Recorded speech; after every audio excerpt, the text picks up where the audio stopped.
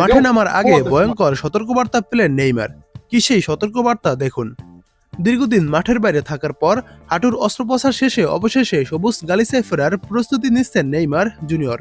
ব্রাজিলের এই সুপারস্টার ইতিমধ্যে সান্তোসের হয়ে সতীর্থদের সাথে পুরোদমে অনুশীলন শুরু করেছেন, কিন্তু মাঠে নামার আগেই এক ভয়াবহ সতর্কবার্তা পেলেন তিনি।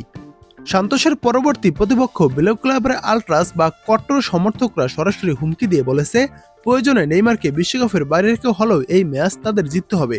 শারীরিক ফিটনেস থাকা সত্ত্বেও সান্তোস কর্তৃপক্ষ সতর্কতামূলক ব্যবস্থা হিসাবে নেইমারকে বৃহস্পতিবার অ্যাথলেটিকো প্যারানায়ন্সের বিপক্ষে খেলায়নি। ক্লাবটি জানায়, ওই ম্যাচে মাঠের অবস্থা নেইমারের পুনর্বাসনের জন্য ঝুঁকিপূর্ণ হতে পারত। মাঠে বসে থাকা অবস্থায় নেইমার সামাজিক যোগাযোগ মাধ্যমে ওই ম্যাচের কড়া সমালোচনা করেন।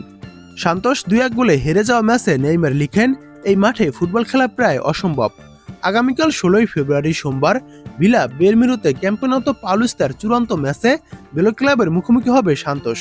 এই ম্যাচ দিয়ে নেইমার মাঠে ফিরবে, কিন্তু ম্যাচের আগে বেলো ক্লাবের আলট্রাসরা দলের ট্রেনিং গ্রাউন্ডে ঢুকে ফুটবলারদের হুমকি দেয়।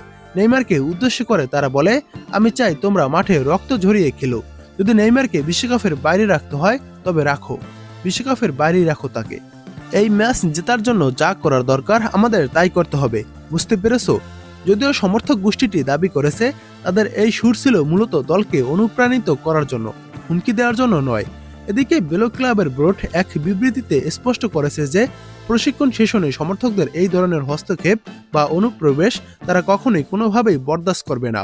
সামাজিক যোগাযোগ মাধ্যমে ভিডিওটি ভাইরাল হতেই উদ্বেগ ছড়িয়ে পড়ে ব্রাজিল জুড়ে।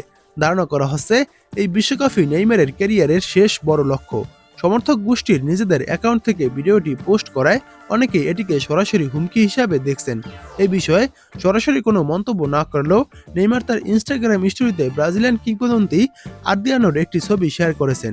সেখানে একটি শার্টে লেখা ছিল, ঈশ্বর যেন এই খারাপ মানুষগুলোকে ক্ষমা করেন।